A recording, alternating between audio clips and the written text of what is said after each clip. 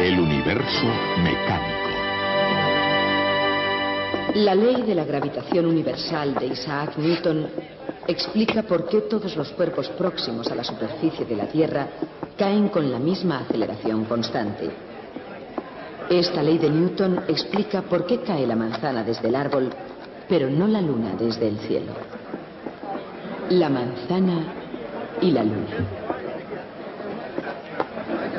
50 años después de que sucediera, Isaac Newton comentó con alguien que su descubrimiento había tenido relación con ver caer de un árbol una manzana. Y esa historia pasaba a formar parte de nuestro folclore. Nos gusta porque es un hecho corriente. Cuántas manzanas han caído de muchos árboles. Y también nos recuerda la historia sobre otra manzana, la del árbol de la ciencia del bien y del mal, que nos hizo perder el paraíso. Bien, tanto si la manzana de Newton fue real como si no, una cosa es cierta, y es que hizo posible que nosotros pudiéramos salir de la Tierra. Por supuesto, el gran éxito de Newton no fue mostrar que la gravedad hace caer las manzanas. Vaya pelándola. Eso todo el mundo lo sabía.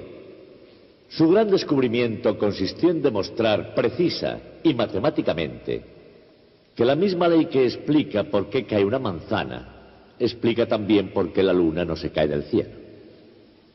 Esa explicación fue la clave del universo tal y como se entendía entonces. Los detalles de esa ley son difíciles e importantes y nosotros llegaremos a ellos, pero no hoy. Hoy quiero explicar primero cómo fue razonando Newton el problema y cómo demostró que tenía razón. La luna bajaba 0,126 milímetros, un veinteavo de pulgada, y se podría decir que es el primer veinteavo de pulgada en el recorrido de nuestro viaje a la luna.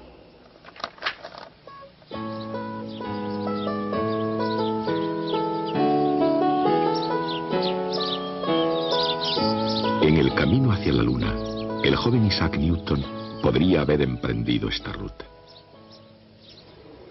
3 siglos más tarde, 3 hombres emprenden un viaje que aventaja los viajes de Marco Polo, Magallanes, Colón, Drake y quizás a los de cualquier explorador de la Tierra desde los primeros pasos que se dieron hacia lo desconocido. Estos hombres están ligados a la luna.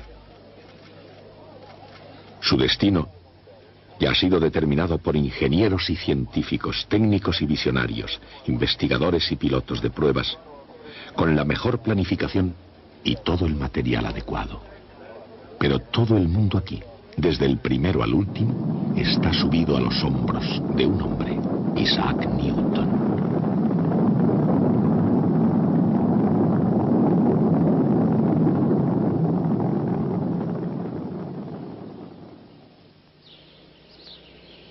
Si una manzana tuvo influencia en la ley de la gravedad de Newton, debió suceder en el condado de Lincolnshire. Pero ya se sabe que la historia se escribe con muchos síes. Si Newton, por ejemplo, no hubiera regresado a la granja de su familia en Woolsthorpe Manor, quizá no habría llegado a descubrir nada. Es decir, nada aparte de la terrible peste negra de Londres.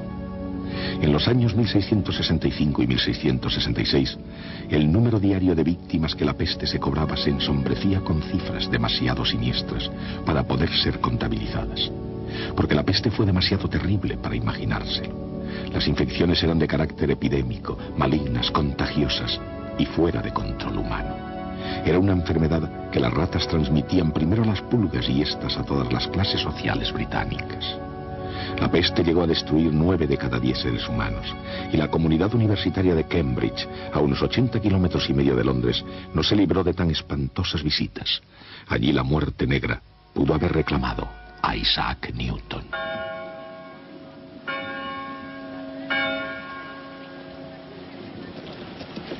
Pero Newton, en 1665, se retiró a los montes de Lincolnshire, y en ese bucólico escenario pienso que vivió Newton y resolvió algunos de los grandes misterios del universo.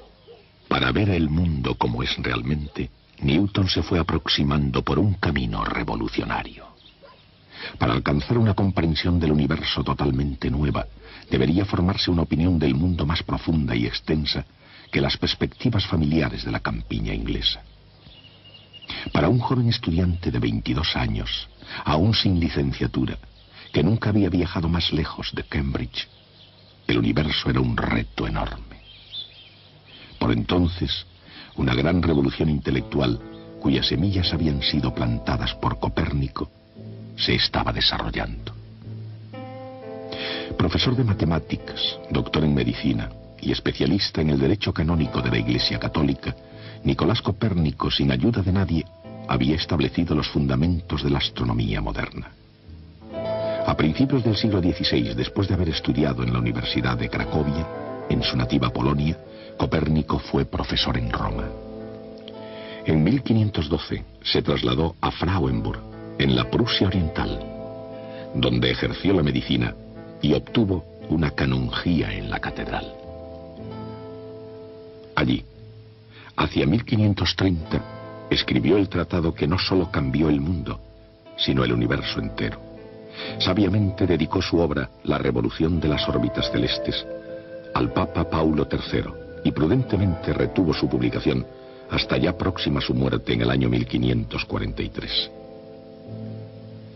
Pero Copérnico había logrado su objetivo, el sistema copernicano, que ya ningún poder logró después suprimir. Basado en antiguos datos astronómicos, en algunas cosas era únicamente un pequeño progreso sobre el sistema de Ptolomeo. Ambos puntos de vista estaban en gran parte basados en la filosofía aristotélica, sobre todo en el antiguo credo griego, de que todos los movimientos celestes eran círculos perfectos. Y por lo tanto, al igual que innumerables astrónomos anteriores a él, Copérnico, para explicar las aparentes desviaciones del movimiento circular uniforme, utilizaba epiciclos.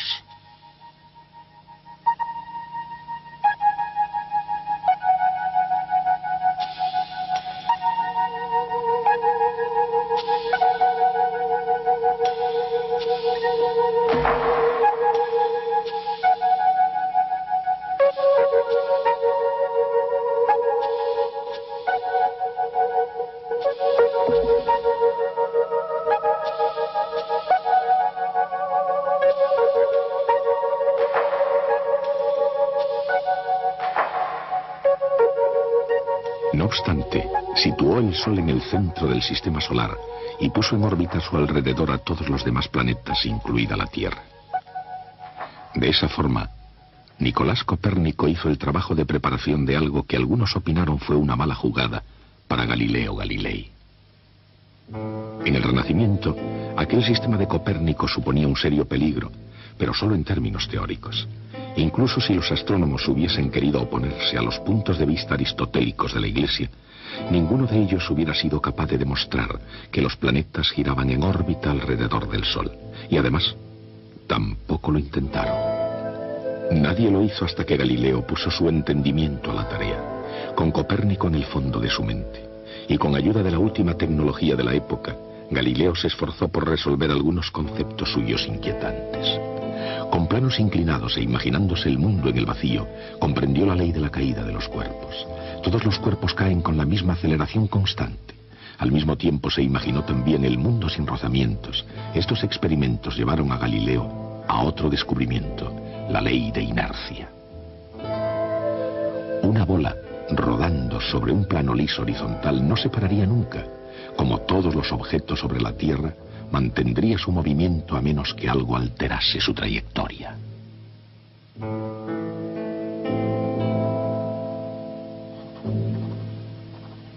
Galileo explicó cómo funcionan las cosas en la Tierra, aceptando el sistema de Copérnico y sus propios puntos de vista sobre el movimiento.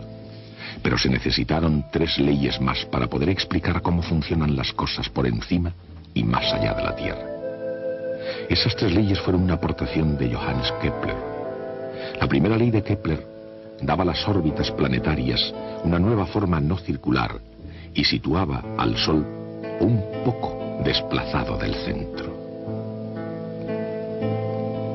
Kepler se dio cuenta de que un planeta se encontraba unas veces más cerca y otras más lejos del Sol. De acuerdo con la segunda ley de Kepler, Cuanto más cerca del Sol estaba un planeta, más rápido era su movimiento, y cuanto más alejado, más lentamente se movía.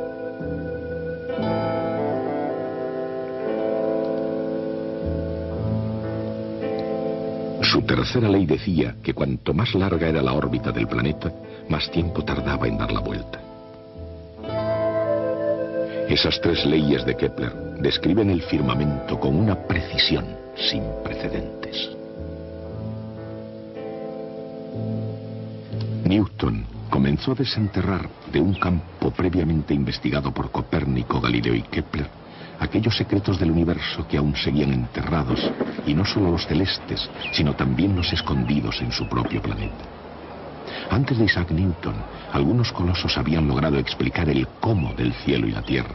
Ahora le correspondía a él levantarse y explicar el porqué. Antes de Newton, nadie sabía por qué todos los cuerpos caen con el mismo ritmo, ni por qué la Luna da vueltas alrededor de la Tierra según una órbita determinada y a una marcha precisa, ni por qué la Tierra gira alrededor del Sol según una trayectoria determinada y a una marcha precisa. Probablemente antes de Newton, nadie pensó que estos fenómenos estuvieran relacionados. Así que le tocó al joven Newton crear una nueva ciencia que unificara el cielo y la Tierra. Una vez más, una manzana jugó un papel en todo esto. Dicho papel fue secundario. El descubrimiento de Newton no se debió a una simple ráfaga de penetración inspirada por la casualidad en un huerto. Newton trabajó duramente durante 18 meses y aún pasarían 20 años antes de que los frutos de su trabajo se publicasen. Y hubieron de transcurrir casi 300 años más antes de los últimos segundos de una cuenta atrás. Lanzados desde los hombros de Newton, los hombres pudieron soltar las cadenas de la gravedad y liberarse de la Tierra. La fuerza de la gravedad es una gran barrera y se puede comprobar muy bien al observar la enorme fuerza que se necesita para romperla. Pero si se lanzan seres humanos al espacio, hacia las misteriosas regiones de la Luna, el saber que existe la gravedad no basta. Es necesario saber cómo funciona realmente. Newton suponía que cada par de partículas de materia del universo se atraen mutuamente. La fuerza de atracción es directamente proporcional a cada masa e inversamente proporcional al cuadrado de la distancia entre las dos. Esta ley se puede representar mediante una ecuación vectorial con una constante de proporcionalidad llamada G. G es igual para cada par de cuerpos del universo.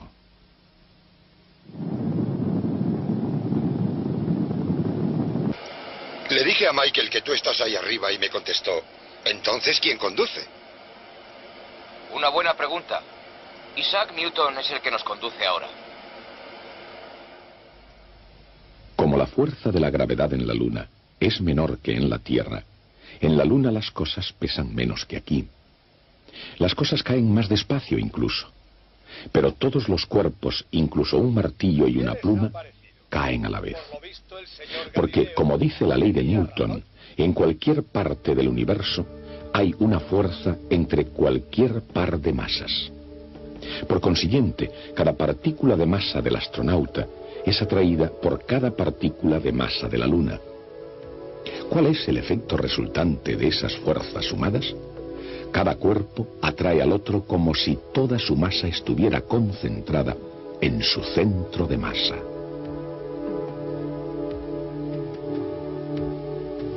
La fuerza que la gravedad de la Tierra ejerce sobre una manzana, por ejemplo, es menos G por la masa de la manzana, por la masa de la Tierra, dividida por el cuadrado de la distancia entre el centro de masa de la manzana y el centro de masa de la Tierra. Para fines prácticos, esa distancia es el radio de la Tierra. La fuerza también es masa por aceleración. Igualando, se simplifica la masa de la manzana de la ecuación, dejando una aceleración que no depende de la masa de la manzana.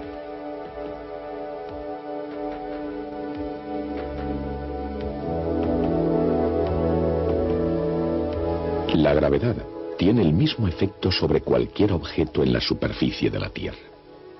Medio siglo antes de Newton, Galileo descubrió que todos los cuerpos caen con la misma aceleración constante. Y Newton, con su ley de la gravedad, explicó ese extraño fenómeno. La aceleración de la caída de un cuerpo en la Tierra es g minúscula. Es igual a la constante de gravitación universal, g mayúscula, multiplicada por la masa de la Tierra y dividida por el cuadrado del radio de la Tierra.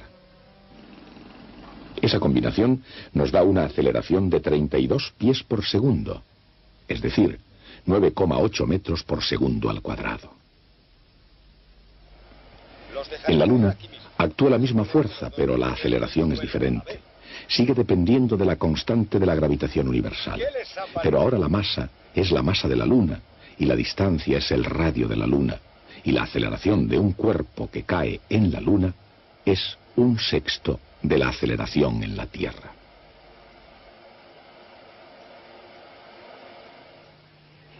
Newton, al mismo tiempo que se interesaba por la caída de los cuerpos, buscaba también algo más sobre la gravedad, porque si las manzanas caen a tierra, ¿por qué no cae la Luna? ¿Se podría aplicar la misma ley para ambos casos? Newton argumentaba imaginando, por ejemplo, que alguien disparaba un cañón desde un punto alto sobre la superficie de la Tierra. Él ya sabía, por el descubrimiento de Galileo, que un cuerpo que cae desde 16 pies, casi 5 metros de altura, sobre la superficie de la Tierra, alcanza el suelo en 1 segundo. El recorrido de una bala de cañón depende de su velocidad. Si el proyectil deja el cañón a 30 pies por segundo, recorre 30 pies antes de llegar al suelo 1 segundo después.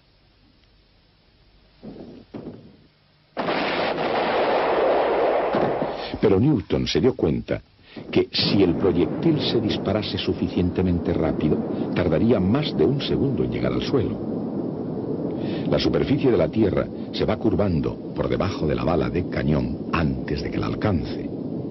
Él imaginó un movimiento tan rápido que la bala se mantiene cayendo mientras que la superficie de la Tierra se va curvando por debajo de ella.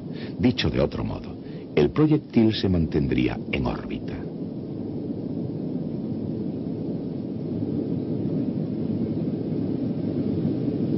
Aquí donde ahora estamos, no hay una arriba y una abajo. Cualquier punto es tan bueno como otro. Pero 0G, o sin peso, no es verdaderamente ausencia de gravedad. Los astronautas que giran alrededor de la Luna se mantienen allí por la gravedad, al igual que la gravedad mantiene a la Luna en órbita, o hace caer una manzana en la Tierra.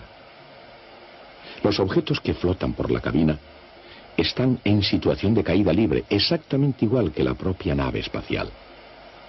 Todo continuará cayendo en su órbita alrededor de la Luna, igual que la bala de cañón de Newton continúa cayendo en órbita alrededor de la Tierra. Isaac Newton sabía que la Luna, exactamente igual que la bala de cañón, se mantendría cayendo por toda la eternidad sin alcanzar nunca la Tierra. La Luna cae hacia la Tierra con una aceleración g multiplicada por la masa de la Tierra y dividida por el cuadrado de la distancia entre sus centros.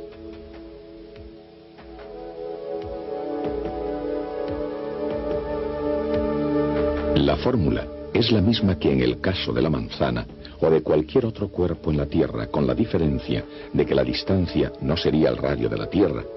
En este caso se trata de la distancia de la Tierra a la Luna, que es mucho mayor. El ritmo a que la Luna cae es menor que el de caída de la manzana. Es igual al radio de la Tierra dividido por la distancia a la Luna al cuadrado. Ese cociente se conoce desde la antigüedad. Los matemáticos griegos calcularon la distancia a la Luna como unas 60 veces el radio de la Tierra. O sea que la Luna tendría que caer más lentamente que la manzana en 60 al cuadrado, o sea, 3.600 veces más despacio. Newton concluyó que si la manzana caía a 16 pies, 4,86 metros por segundo, la Luna caía 16 pies dividido por 3.600. Y esa distancia es 1/20 de pulgada, o sea, 0,126 milímetros. Esa era la predicción hecha por la teoría de la gravedad de Isaac Newton. El siguiente paso decisivo fue comparar la teoría con la realidad, o dicho con otras palabras, la pregunta de cara a Newton era: ¿qué distancia recorrería de hecho la Luna en cada segundo de su caída? ¿Cómo pudo deducir la respuesta a partir de lo que sabía sobre la órbita de la Luna? Newton sabía que la Luna seguía una órbita casi circular y que tardaba aproximadamente un mes en dar una vuelta completa. Según el principio de inercia, la Luna opone resistencia a moverse en un círculo y tiende a marchar recto en la dirección de la tangente a la circunferencia. En un segundo recorrería 40,281 pulgadas a lo largo de la recta. Siguiendo la trayectoria circular, la Luna va cayendo hacia el centro de la Tierra. Esa es la distancia que la Luna cae en un segundo.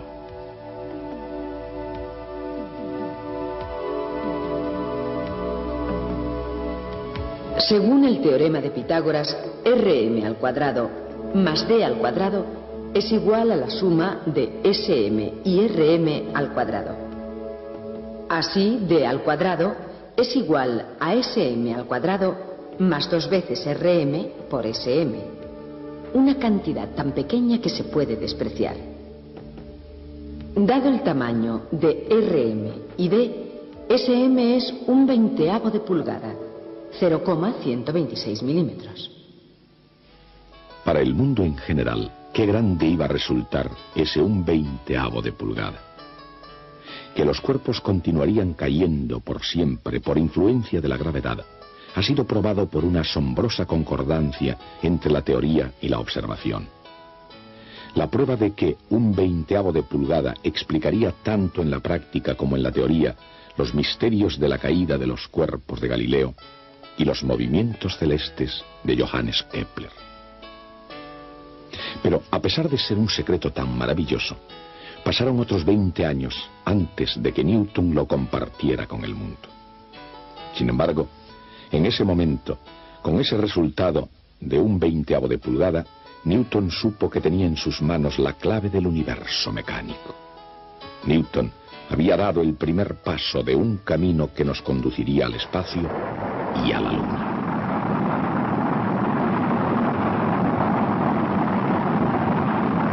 Le dije a Michael que tú estás ahí arriba y me contestó: ¿entonces quién conduce? Una buena pregunta. Isaac Newton es el que nos conduce ahora. Adelante. Según la ley de gravitación universal de Newton, la fuerza de la gravedad entre dos cuerpos es directamente proporcional al producto de sus masas e inversamente proporcional al cuadrado de la distancia entre ellos. La ley de Newton explica por qué los cuerpos caen con la misma aceleración cuando están cerca de la superficie de la Tierra.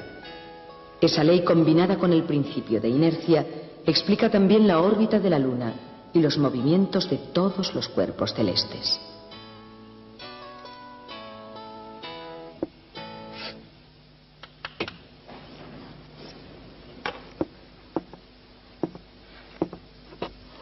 El hecho de que ese 20 de pulgada sea el mismo que este habría sido suficiente como logro de trabajo de toda una vida para cualquier científico, menos para Newton. La lista de sus hallazgos matemáticos y científicos nos deja completamente sin respiración. Por otra parte, no todo lo que hizo Newton nos parece respetable.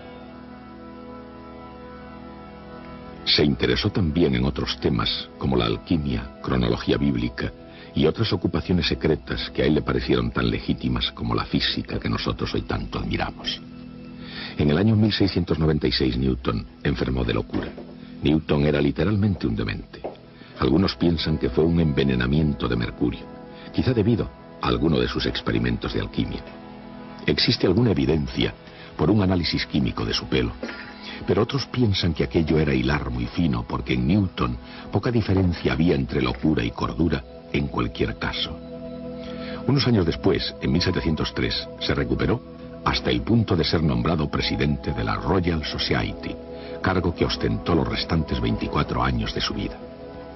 Sin embargo, los detalles de su vida poco importan en comparación con sus descubrimientos. Newton no solo nos dio una serie de descubrimientos científicos, sino más bien una visión coherente de cómo funciona el universo y por qué funciona como lo hace. Esa visión ha dominado el pensamiento occidental desde Newton continuamente hasta nuestros días. Newton fue un ser humano con faltas, quizá con más errores que contribuciones, pero él fue también un coloso casi sin igual en toda la historia.